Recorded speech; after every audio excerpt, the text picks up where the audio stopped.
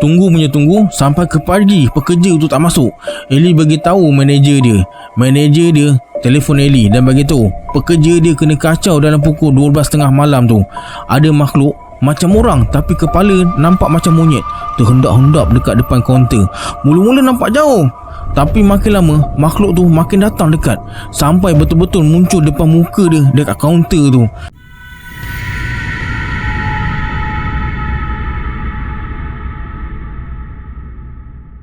A'udzubillahi minasyaitonirrajim. Bismillahirrahmanirrahim. Assalamualaikum semua, kembali lagi bersama saya Syarul.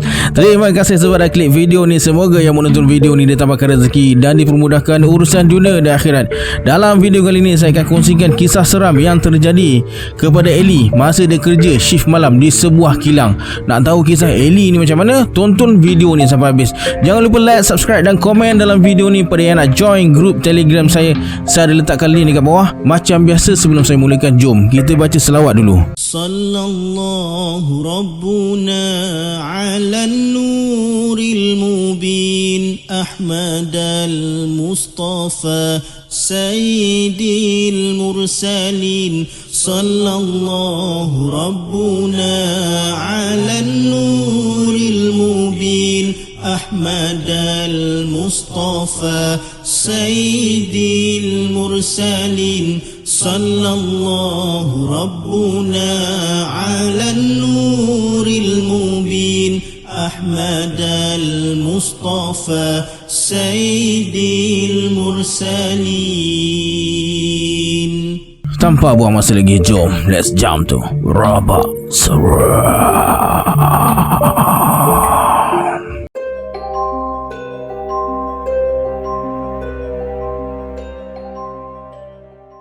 Ellie ni seorang jurutera di sebuah kilang beroperasi 24 jam yang dah berpuluh tahun bertapak dekat Malaysia ni. Dulu dia kerja siang, tapi lepas salah seorang shift engineer cuti sakit, management suruh Ellie kerja waktu malam, ganti tempat staff yang sakit tu. Kata bos, Ellie lah yang paling sesuai sebab kerja dia tak ikut office hour pun. Tak kisah nak masuk bila, asalkan cukup waktu bekerja. Mula-mula berat hati jugalah nak kerja malam ni, tapi bila bos cakap dia akan dapat allowance shift malam yang banyak, jadi Ellie pun setuju lah. Beban kerja pun dah bertambah. Dulu ada 8 orang je bawah dia, sekarang dah jadi 17 orang. Kisah seram ni jadi masa dia kerja shift malam lah, dan ada kisah daripada staff lain.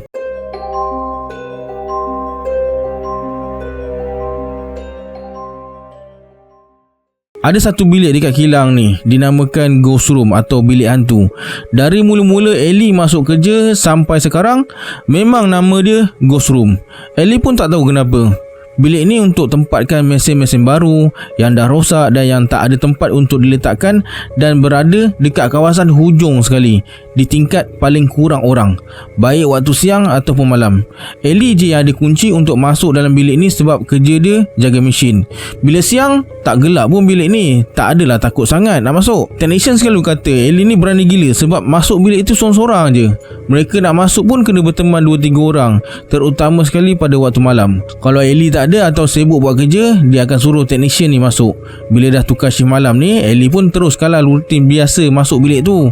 Dekat sinilah Ellie tahu kenapa technician tak nak masuk bilik tu sorang-sorang.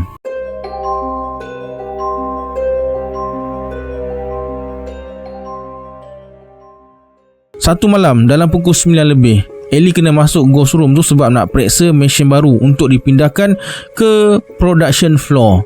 Jadual kemasukan esok harinya, jadi memang urgent.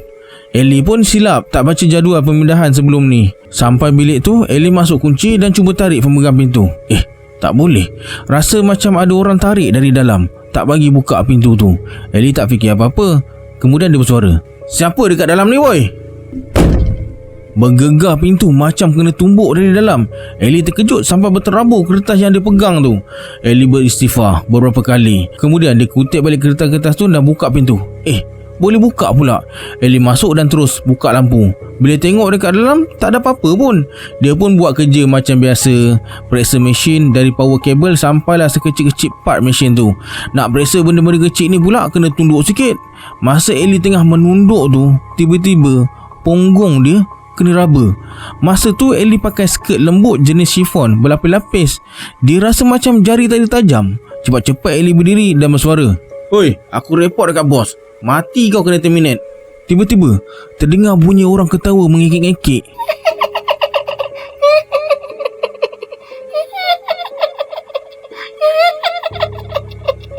Bunyi tu sayup-sayup je dengar dari belakang salah satu mesin yang rosak.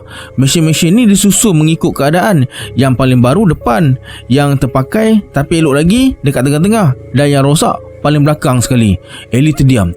Rasa nak lari pun ada, tapi kalau bos tahu dia serahkan mesin tu tanpa periksa betul-betul, mengelupur dia kena menjawab dengan bos nanti kalau mesin tu ada masalah. Ellie pasang earphone, sumak telinga, dengar lagu dan teruskan buat kerja. Masa tengah asyik buat kerja di salah satu mesin yang cover dia macam cermin, Ellie terkejut bila nampak dekat belakang dia ada seorang lelaki tak ada muka tengah pegang bahu dia. Dengan pantas Ellie pusing, tapi tak ada sesiapa pun dekat belakang dia. Tak tunggu dah, cepat-cepat Ellie keluar dan terdengar ada suara tanya, "Awak nak pergi mana?" Ellie berlari sampai kantin, tenangkan diri sambil minum kopi. Masa tu nak pegang cawan pun sampai menggigil tangan. Lepas tu Ellie periksa bahu dia. Bahu Ellie jadi macam kebiruan tapi tak lebam. Esoknya bekas biru tu dah hilang. Baru ingat nak ambil MC.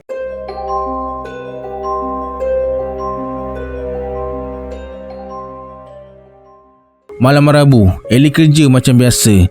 Kerja shift malam ni santai sikit, boleh lepak-lepak dekat surau berbanding hari siang. Masa tengah melayan perasaan sambil renung siling surau tu, tiba-tiba WhatsApp masuk dari salah seorang shift engineer. Dia report dalam grup WhatsApp. Nama dia Ikmal. Ellie tak suka dia. Kerja orang pandai dia pertikaikan, kerja sendiri pun tak betul. Dia report, cakap Ellie on machine dekat ghost room tapi tak ada orang jaga. Bilik berkunci. Kenapa Ellie cuak sangat, katanya. Ellie tak puas hati lah. Dia tak masuk pun ghost room hari ni. Ellie pun balas WhatsApp dalam grup tu lah, tak ada siapa masuk hari ni. Ikmal mungkin salah dengar kot. Sekali bos Ellie balas, Ellie pergi periksa sekarang. Ellie pun pergilah periksa. Dia masih takut-takut sebenarnya sebab kejadian sebelum ni, tapi nak buat macam mana, dah kerja dia. Ellie sampai je dekat ghost room, tak ada satu bunyi pun dia dengar. Kurang ajar punya Ikmal, nak menipu je. Pintu bilik pun masih berkunci. Baru beberapa langkah Ellie nak tinggalkan bilik tu, dia terdengar bunyi mesin kompresor. Bising sangat. Sejak bila bilik ghost room ni jadi bengkel kereta? Punyalah bising. Ellie ni penakut. Tidur pun buka lampu. Tapi entah datang dari mana keberanian dia, Ellie tepuk pintu bilik tu kuat-kuat. Sekali dia ketuk, pom! Terus senyap sunyi bilik tu. Ellie terus mencicit lari pergi ke ruang kerja dia.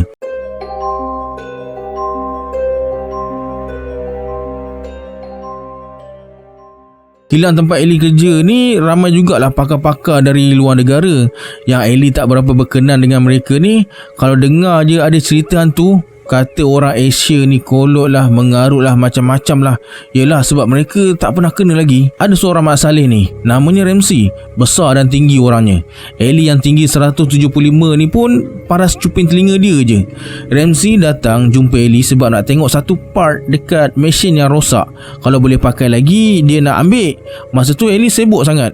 Ellie suruh jumpa dia semula lagi sejam sebab dia ada kerja nak buat. Nanti sama-sama pergi ghost room tu. Tapi Ramsey tak nak sebab lama sangat. Dia nak pergi sendiri. Ellie cakap dekat dia kalau boleh pergilah berteman. Seram bilik tu, jangan pergi sorang-sorang. Tapi Ramsey ni belagak. Dia tak percaya bilik tu berhantu. Hantu mana wujud? Lantak kau lah, kata si Ellie. Lepas hantar email minta persetujuan masuk bilik, Ellie luluskan dan bagi dekat dia kunci. Ellie pesan, apa-apa jadi pastikan kunci pintu kalau dah siap buat kerja. Lepas tu hantar kunci dekat dia balik. Tak sampai setengah jam Ramsey pergi, dia datang balik dengan muka pucat, duduk terbarai dekat ruang kerja si Ellie ni. Ellie tanyalah kenapa. Kata Ramsey, masa dia masuk je ghost room tu, dia nampak ada orang tengah kerja dalam tu, macam tengah repair mesin. Muka tak nampak sebab dia pakai uniform operator. Tapi uniform tu pelik sikit lah, sampai ke lutut, dan ada hoodie macam sweater yang panjang sampai lutut tu. Memang susah lah nak nampak dia. Ramsey pun lega lah sebab ada orang dekat dalam tu dan tegur orang tu. Tapi orang tu buat tak tahu je. Ramsey pun berjalan ke arah mesin yang dia nak. Melintaslah orang ni. Sekali kunci yang dia pegang terjatuh.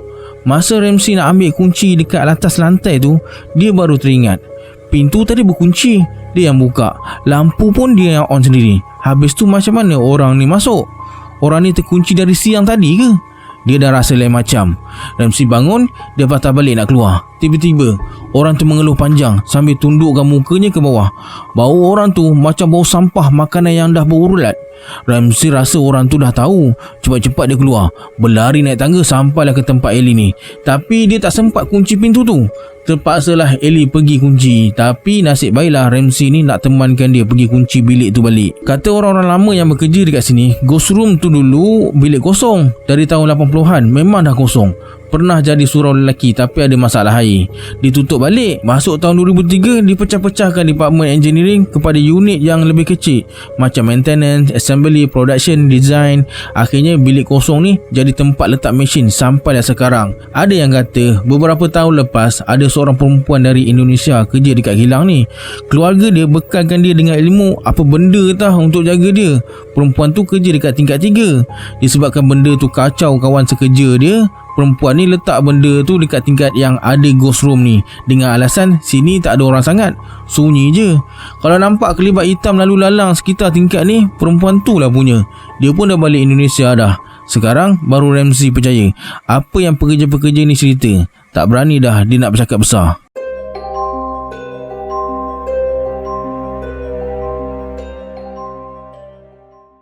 Ini cerita daripada seorang staf Ellie bernama Muzammil. Ellie suruh dia pergi bilik store EB, ambil satu board yang dah rosak untuk periksa kerosakan. Tak masuk ghost room pun. Tapi nak pergi ke bilik store tu kena lalulah ghost room tu. Tu je laluan nak ke store. Muzammil pun pergilah berjalan sambil main handphone. Dia ni ketagih sikit main FB, sikit-sikit update status. Kalau hilang handphone memang meraung jugalah. Casing handphone Muzammil ni yang jenis getah tu, sepanjang dia berjalan dekat lorong nak ke bilik store tu, dia seretkan hujung handphone dia ke dinding. Apa nak kisah, takkan calar lah handphone dia. Dah masuk store dan ambil bot, dia pun balik lah. Masa jalan dekat lorong tu, Muzammil dengar macam bunyi benda tajam diseret ke dinding. Dia tengok kiri, kanan, tak ada apa-apa pun. Sepanjang dia jalan dekat situ, bunyi tu ikut dia. Dia percepatkan langkah, bunyi tu pun diseret dengan laju. Sret. Muzammil sangat yakin bunyi tu datang dari dalam ghost room. Menangis jugalah dia masa tu sebab takut punya pasal.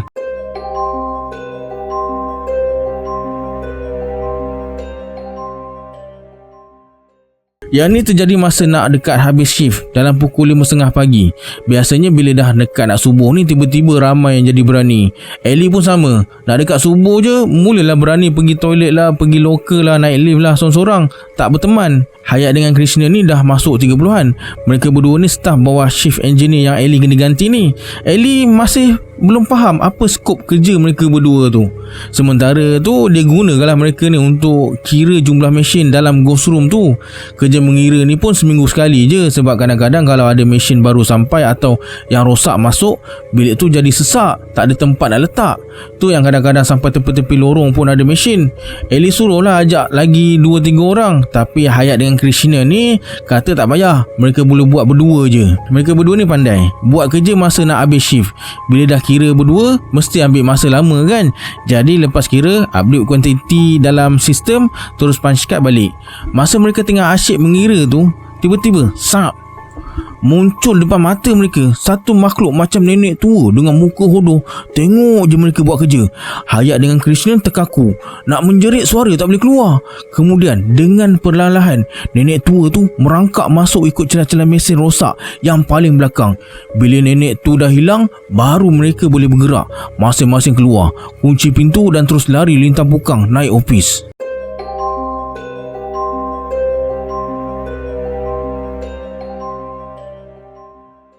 Ada satu mesin ni dah rosak. Lama dah rosak dia. Dah setahun lebih, tapi saja je Ellie simpan dalam ghost room tu. Part dia masih boleh pakai untuk mesin lain. Mesin ni terletak paling tepi, paling hujung, barisan paling belakang. Mesin ni dulu Ellie letak dekat barisan lain supaya senang dia atau technician lain ambil part dia. Masalahnya bila ambil spare part dia tu mesti hilang. Carilah bahagian nak erak macam mana pun tetap tak jumpa. Kemudian bila masuk balik bilik tu, tengok-tengok ada atas lantai lah, dekat mesin lah. Bukan Ellie je yang kena, technician lain pun alami juga. Macam mesin tu tak bagi mereka ambil spare part dia. Kadang-kadang bila dah ambil, hilang juga. Tengok-tengok ada dekat induk mesin tu. Pelik, memang sangat pelik. Akhirnya Ellie tolak mesin tu ke belakang. Dulu sebelum Ellie kerja dekat situ, ada seorang technician ni, tangan dia termasuk dalam mesin tu. Tak putus, tak hancur, cuma kena jahit. Bermandi darah jugalah mesin tu. Lepas kejadian tu, mesin tu terus rosak, tak boleh on. Technician lain pun tak tahu apa yang rosak dan tak kena dengan mesin tu.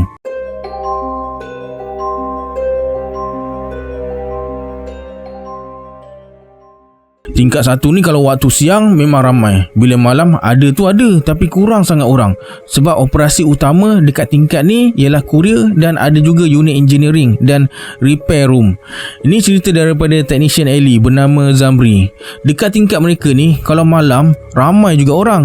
Taklah sunyi sangat, adalah dalam ratusan orang juga. Tapi tingkat 1 ni orang kurang sangat. Kebanyakan pekerjanya waktu siang. Kalau malam bertembung jugalah seorang dua pekerja dia. Zamri ni jenis seorang yang berani. Ellie dengar dia ni kuat main nombor ekor, jadi dah tentulah biasa dengan paranormal activity ni kan. Hari kejadian tu dalam pukul 2.30 pagi, Ellie suruhlah Zamri turun tingkat 1 pergi ambil toolbox yang pekerja tingkat 1 pinjam, tapi lupa nak hantar dekat dia balik. Zamri pun pergilah tingkat 1 tu. Sebelum tu dia pergi toilet dulu. Dia masuk je toilet tu, tercongok kepala tanpa badan atas sinki. Renung je dia sambil senyum menyeringai. Kepala tu macam dipenggal dan diletakkan atas sinki. Zamri terus pengsan dekat situ juga. Tapi dekat-dekat pintu lah. Dah 3 jam tak balik-balik, baru mereka cari dia. Masa jumpa tu, Zamri tersandar dekat tepi sinki. Siapa pula yang alihkan dia? Zamri terus tak datang kerja 3 hari. Bukan MC, tapi Zamri bagi tahu dia memang takut nak datang kerja. Dia dapat rasa benda tu memang tengah tunggu dia dalam toilet hari tu.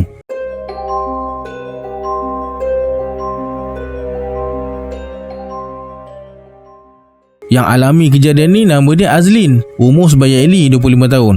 Dah kahwin anak 1. Tapi Ellie panggil dia kakak sebab penampilan dia macam kakak-kakak umur 30-an. Azlin ni Ellie tugaskan satu kerja yang dia je pergi training untuk tugas ni.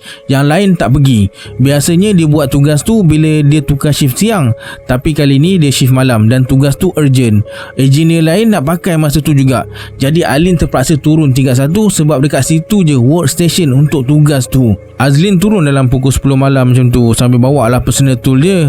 Hari tu dia period pula. Turun je dekat tingkat 1, nampak ada 4 orang pekerja tengah lepak-lepak. Dia tegur lah 4 orang tu, sembang kejap dan terus ke workstation buat kerja. Yang 4 orang tu pun boleh nampak lah Azlin dan workstation dia. Tak adalah dia risau sangat. Masa Azlin tengah buat kerja tu, tiba-tiba yang 4 orang tu pandang dia sambil menjerit, "Lin, lari Lin!" Terkejut punya pasal Azlin tinggal semua barang dekat situ dan terus lari. Sambil mulut Azlin ni bising kenapa dia kena lari pula. Mereka berlima terus lari naik atas. Sampai tingkat 2, pekerja-pekerja tu bagi tahu Azlin, mereka nampak makhluk baju putih coklat macam bertanah, rambut pendek kerinting sampai bahu, tengah mencangkung belakang Azlin, macam cuba bau-bau dekat belakang dia tu. Azlin macam teringat sesuatu. Cepat-cepat dia periksa belakang. Alamak, darah period dia dah bocor sampai meresap ke baju. Memang ada setumpuk je darah dekat baju dia tu. Terus terasa seram dan ditambah pula dengan malu sebab bocor.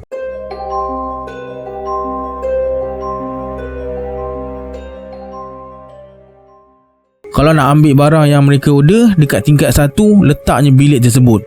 Ada 2 orang kerja shift malam, 3 orang kerja shift siang. Shift siang kena lebih sikit orang sebab ada tugas nak kena hantar ke departmen lain. Mereka akan hantar barang-barang tu ke cubicle masa waktu pejabat je.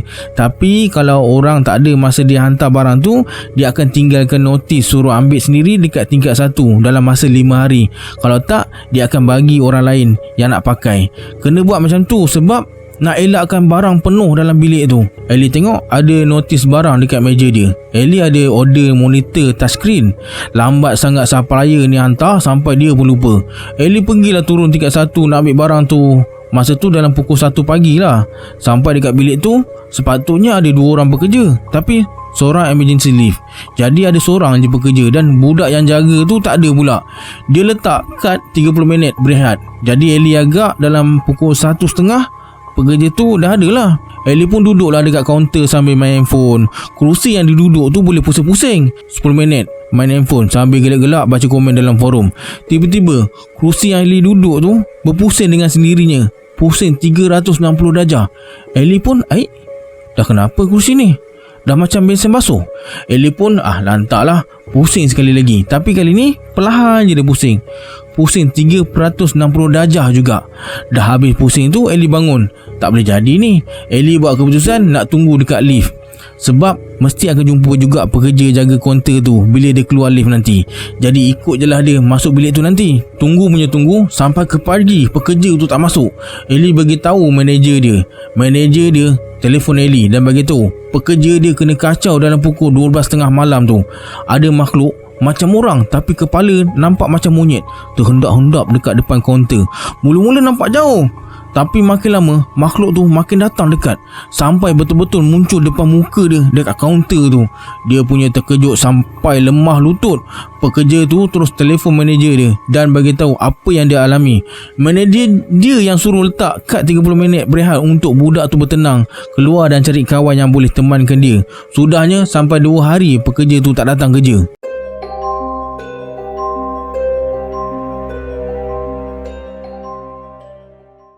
Hari kejadian, waktu sebelum isyak, Daud bagi tahu nak pergi tingkat 1 pada Ellie. "Li, aku nak pergi tingkat 1 ni. Kau nak makan sama tak nanti?" "Tak nak lah, aku nak keluar makan dengan Zack." "Oh, okeylah. Aku turun dulu, ada kerja sikit." Daud pun pergi ke tingkat 1. Masa Ellie dekat luar tu, security telefon dia. Katanya mereka jumpa Daud pengsan masa buat rondaan. Cepat-cepat Ellie balik. Nasib baik makan dekat sekitar kilang tu je. Daud kena tahan dekat klinik. Dalam kilang tu ada klinik dengan jururawat sekali. Ellie pun melawat Daud dan tanya kenapa boleh jadi macam ni. "Li, aku tak nak kerja malam lagi, Li. Aku nampak setan tadi." Daud cakap sambil rentak baju Ellie. Kata Daud, masa dia tengah buat kerja, tiba-tiba dia terdengar bunyi macam ada orang ketuk-ketuk dekat lorong tingkat 1 tu. Pap, pap, pap. Dia pun keluarlah nak tengok bunyi apa tu. Keluar-keluar je, Astaghfirullahalazim, dia nampak ada makhluk tengah jalan sambil mencangkung. Kejar lipas, lepas tu makan. 3 jari makhluk tu warna hitam panjang, 2 lagi panjang jari manusia biasa. Rambutnya panjang, nampak macam warna uban. Badan kurus cengkung, tak berbaju. Daud terkaku. Dia nak lari tapi tak boleh bergerak. Entah macam mana tiba-tiba makhluk tu muncul dekat kaki dia. Tengok je Daud dari bawah. Mata macam manusia, gigi manusia tapi rongak-rongak. Yang rongak-rongak tu ada ulat-ulat hidup terjuntai keluar. Terus pengsan Daud dekat situ bila makhluk tu cuba panjat dia. Katanya dia tak nak kerja malam lagi. Ellie dengan jururawat yang dengar cerita dia tu pun rasa ya Allah seramnya. Ellie terus duduk kantin buat kerja. Nasib baik dia bawa laptop. Bolehlah buat kerja dekat mana-mana. Tapi dia tengok Daud ada je kerja malam.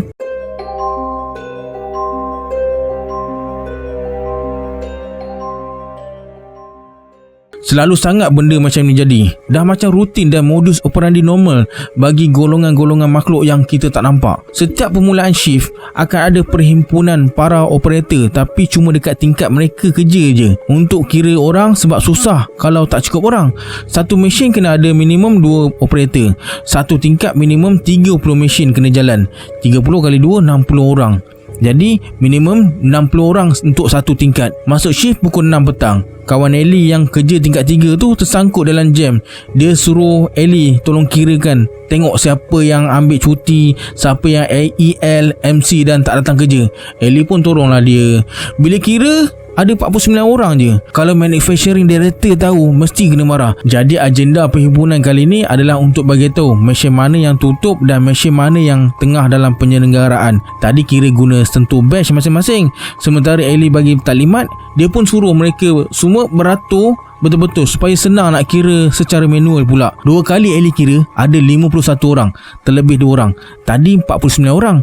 Ellie pun katalah, siapa boleh sentuh batch, sila sentuh sekarang. Yang tinggal batch, sila angkat tangan. Melilau mata Ellie cari. Tak ada siapa pun angkat tangan. Ellie tengok muka masing-masing dari depan sampai ke belakang. Mereka semua pakai uniform. Kemudian Ellie suruh mereka ke belakangkan sikit hood uniform tu supaya senang nampak muka. Tiba-tiba Ellie ternampak dekat bahagian tengah ada 2 orang perempuan. Seorang kecil, seorang besar. Mereka berdua pandang je Ellie sambil tersenyum. Kulit putih, bergincu merah terang. Dekat kilang ni mana boleh make up. Kemudian mata mereka sikit demi sikit jadi lebam macam mata panda. Ellie tak tahulah dia tengah berimajinasi ke apa. Bila dia toleh ke belakang, muka mereka dah berkedut 1000. Nampak tua sangat. Cepat-cepat Ellie pandang ke tempat lain. Bila pandang balik, Dah hilang dah. Masa tu juga Ellie suruh mereka semua bersurai buat kerja masing-masing. Bila kawan dia sampai, Ellie beritahulah kejadian tadi. Kawan Ellie kata benda tu memang dah normal. Akan ada 2 pekerja tambahan dari jumlah data access batch dan dia dah biasa dengan situasi tu. Siapa mereka sebenarnya?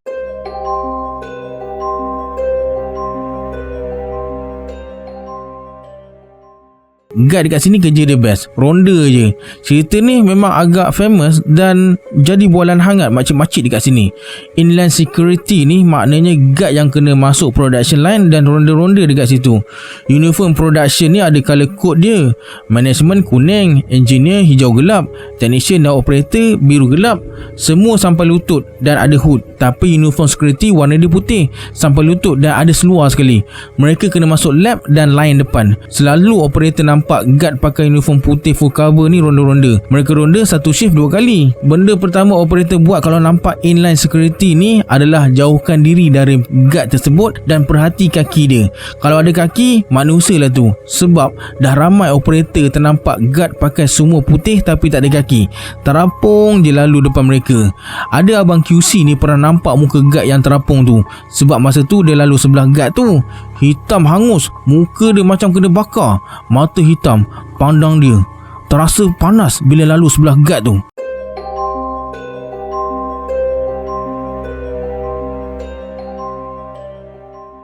Office Ellie ni tak ada pantry. Kena naik tingkat 4 baru ada pantry. Sebab dekat situ tempat bos-bos punya office. Tapi ni bukan Ellie yang kena. Tak pernah kena lagi lah dia dekat pantry ni. Kawan-kawan lain pernah lah kena. Yang kena ganggu ni Imran. Dia ni seorang engineer dan baru lepas putus tunang. Tunang dia ni macam gila pun ada juga. Dulu Ellie pernah kena serang dekat Aeon dengan tunang Imran ni. Sebab Ellie suka WhatsApp Imran tengah-tengah malam. Yelah masa tu Ellie kerja malam. Si Imran ni kerja siang 2 minggu, malam 2 minggu. Nasib baik masa kena serang tu Ellie dengan partner dia. Seminggu lepas dia putus tunang, dalam awal November, dia bukanlah kerja malam sebenarnya tapi kena stay back sebab ada kerja sikit. Si Imran ni kuat minum kopi. Dia pergilah pantry tingkat 4 tu. Sana macam-macam ada. Dah macam 7E, kopi, Milo, Holik, Pringles, segala jajan ada dekat pantry tu. Pantry tu ada kabinet yang melekat dekat dinding dan ada ruang antara dinding dengan silin dengan kabinet tu. Kabinet ni tak adalah tinggi sangat, lebih kurang 6 kaki berapa inci je. Masa Imran tengah buat kopi tu, dia nampak ada air menitik dari atas, macam air liur. Dia tengok atas kabinet tu dan ternampak ada perempuan muka pucat pakai baju cleaner kontrak tengah baring meniarap dekat celah-celah ruang antara kabinet dengan siling tu. Meleleh je alio makhluk tu menitik-nitik ke bawah sambil pandang Imran. Bila makhluk tu angkat kepala, alio dia tu termasuk dalam kopi Imran. Yang peliknya, cleaner kontrak tu mereka dah tak pakai sejak September lepas. Imran tak pingsan. Dia lari terus balik rumah. Kerja tergendala. Teruk jugalah dia kena marah dengan bos.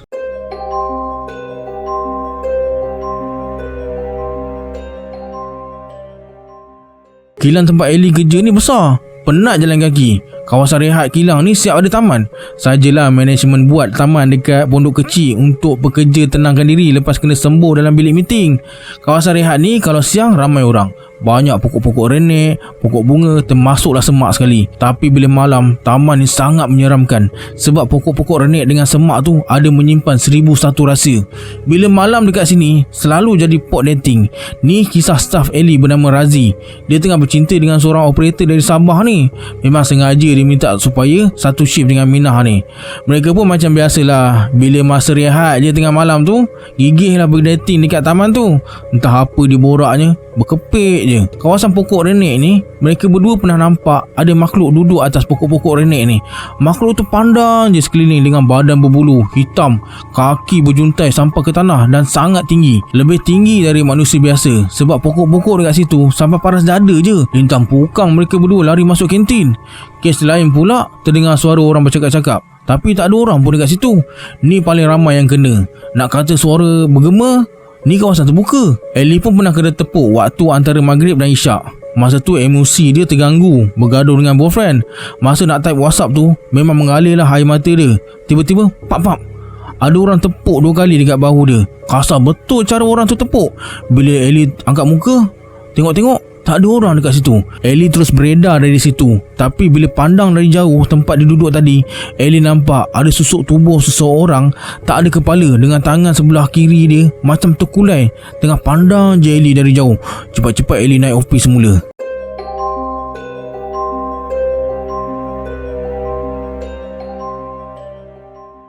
Tempat merokok dekat kawasan rehat ni, pondok dia kecil je. Boleh muat 10 hingga 15 orang dalam satu masa. Siang-siang ada jadual merokok. Tak boleh sesuka hati nak pergi merokok. Tapi kalau malam, boleh tiap-tiap jam nak pergi merokok. Kisah ni jadi pada Hairi dan Anas. Asal stres je pergi merokok dua orang ni. Yang lain merokok juga, tapi dalam 12 jam tu adalah 1-2 kali je pergi. Ini sampai 4-5 kali pergi. Terutama pagi-pagi buta. Sejuk katanya dalam kilang tu. Ellie tak kisah pun asalkan kerja dia siap. Nak merokok 48 kali sehari pun pergilah. Lebih kurang pukul 5 pagi. Hari tu cuaca macam biasa je. Tak adalah sejuk mana pun. Okeylah kalau nak lepak luar. Lagi tenang dari dalam ofis. Harry dengan Anas ni pun pergi merokok dekat pondok kecil tu. Ada 3 orang masa tu, termasuk mereka berdua ni. Yang seorang lagi line technician. Kenal lah juga. Tak lama kemudian datang seorang pakcik ni. Tak bertegur tak apa, terus duduk bersandar dekat tiang pondok sambil hisap rokok daun. Line technician ni tanyalah siapa pakcik ni, tak pernah nampak pun. Harry kata biarlah, baru kerja kot. Line technician tu tanya, pakcik kerja bahagian mana? Tapi pakcik tu diam je. Cubaan nak berborak dengan pakcik tu gagal. Lagi sejam nak balik. Mereka pun nak beransur masuk ke dalam, nak hantar report dekat Ellie. Masa mereka nak bergerak tu, tiba-tiba pakcik tu bersuara, aku lalu sini je, aku penat, sana tu rumahku. Sambil tangan pakcik tu tunjuk ke arah padang yang dah jadi tapak pembinaan. Hanya dipisahkan dengan pagar palang besi je. Si Harry ni pun pergi tanya, tak nampak pun rumahnya. Anas dah tarik-tarik tangan si Harry ni sebab mana ada rumah dekat kawasan tu. Tak semena-mena, sikit demi sedikit bau asap rokok pakcik tu sama macam bau kemian. Aku balik dululah, kata pakcik tu. Dia terus bangun dan menuju ke padang. Yang buatkan mereka ni kecut perut bila pakcik tu lalu tembus palang besi tu. Semua terus masuk dalam. Sejak kawasan padang tu jadi kawasan pembinaan, pekerja selalu nampak pakcik ni.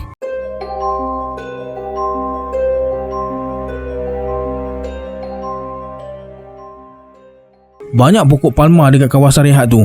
Daun jenis lebar-lebar. Dari ofis Ellie boleh nampak taman ni. Ellie tak duduk tepi tingkap, dia duduk tengah-tengah. Lepas solat maghrib, Ellie naik ofis mula nak cas laptop. Sambil tu dia buat kerja lah sikit. Masa tengah buat kerja tu, Ellie terpandang meja kawan dia yang duduk dekat tepi tingkap. Ada bunga. Kawan dia tu kerja siang. Ellie pun apa lagi, pergi dekat meja kawan dia dan selfie dengan bunga. Lepas tu hantar dalam grup WhatsApp. Masa nak letak balik bunga tu, Ellie perasan pokok palma dekat taman tu bergoyang-goyang daunnya. Satu demi satu bergoyang. Tap. Ellie perhati betul-betul. Angin kuat ke? Nak hujan ke? Ellie risaulah sebab tadi dia datang naik motor, tapi pokok-pokok lain tak goyang pun. Ellie perhati je pokok-pokok palma tu. Dia bergoyang tak serentak, macam ada binatang yang melompat dari pokok ke pokok. Tapi langsung tak nampak binatang tu apa. Cuma daun je yang bergoyang kuat. Bila lama-lama perhati, Ellie nampak, nak kata orang bukan orang, nak kata binatang pun bukan binatang. Jarak Ellie dari tepi tingkap tu dengan pokok palma tak adalah jauh sangat, dalam 5-6 meter je. Makhluk yang Ellie nampak tu berbadan besar. Kaki ada 2, tangan ada 3, berbulu hitam pekat. Kepala macam manusia, tapi rambut panjang sampai ke pinggang. Menggerbang je rambutnya. Cepat-cepat Ellie pergi duduk dekat tempat dia semula.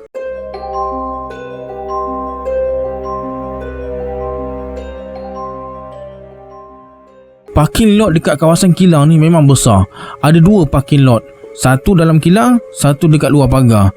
Yang dalam tak banyak cerita sangat. Dekat parking luar ni khas untuk golongan-golongan yang datang lambat, sebab parking dekat dalam dah penuh. Parking kilang kat luar ni memang besar, kongsi dengan kilang lain, tapi kilang tu dah tutup. Malam-malam kawasan parking ni tak gelap sebab lampu banyak, tapi ada beberapa kereta je yang parking. Lagi satu, bila malam kawasan ni sunyi sangat. Yang kena ganggu dekat sini bernama Nora. Nora ni baru dapat baby. Dia minta Ellie pindahkan dia kerja siang secara tetap, ataupun sekurang-kurangnya setahun dia kerja shift siang. Ellie tak nak lah, tak adil pada yang lain sebab bukan dia seorang je yang minta kerja siang secara tetap. tetap. Jadi Ellie suruh dia buat satu projek yang ada kaitan dengan tool management. Dia berusaha jugalah siapkan projek tu demi nak kerja siang. Hari kejadian, dia kerja siang sebenarnya, tapi balik malam. Masanya Ellie tak pasti. Lampu jalan dekat kawasan ni warna dia oranye, jadi mesti ada bayang-bayang dekat tanah. Nora berjalanlah ke arah parking sambil bawa engineer sampel. Dari sinar lampu jalan, nampaklah bayang dia dekat tanah. Tiba-tiba dia perasan dekat sebelah bayang dia tu ada satu lagi bayang. Bayang tu tengah pegang bayang Nora. Bila dia pusing ke belakang, tak ada sesiapa pun. Nora tengok bawah balik. Ada lagi bayang tu dan masih lagi cuba pegang bayang dia. Tapi kali ni bayang tu macam nak cekik leher dia. Nora terus campak engineer sampel ke arah bayang tu sampai patah dua sampel tu. Ellie terpaksa hantar balik sampel tu pada supplier untuk buat baru. Harga lebih kurang RM2,000 lebih. Mula-mula Ellie tak percaya cerita si Nora tu. Ellie cakap dengan dia, kalau terjatuh cakap je lah terjatuh, dia boleh terima. Lepas tu bila bos Ellie sendiri cerita dia dah terkena beberapa minggu sebelum tu, baru Ellie percaya. Bos kata dia terkena tapi taklah seteruk Nora. Bayang tu cuma ikut dia sampai kereta je. Lepas tu terus hilang.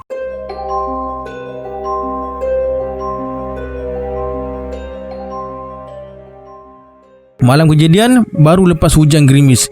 Eddie parking luar kereta dia sebab orang nak tengok kereta Proton Priv dia tu. Ellie pun tak pasti apa tujuannya. Takkan nak jual kot sebab baru je Eddie beli kereta tu. Dekat kawasan parking tu ada bonggol, terutama sekali sebelah parking. Parking ni tengah-tengah ada 6 barisan parking serong yang tepi-tepi semua side parking. Jalan masa tu dalam keadaan basah.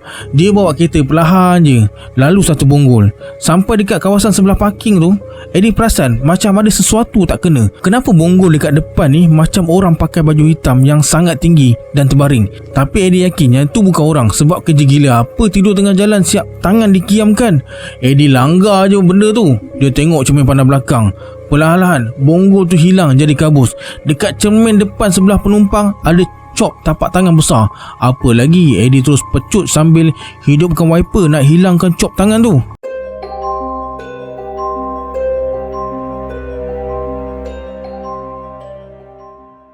Ellie balik kerja dalam pukul 6 pagi. Tapi biasanya dia keluar pukul 6 suku atau 6.30 pagi. Solat dulu. Pergi balik kerja, boyfriend dia ambil. Kalau Ellie kerja shift malam, boyfriend dia tak hantar balik rumah sebab dia kerja siang.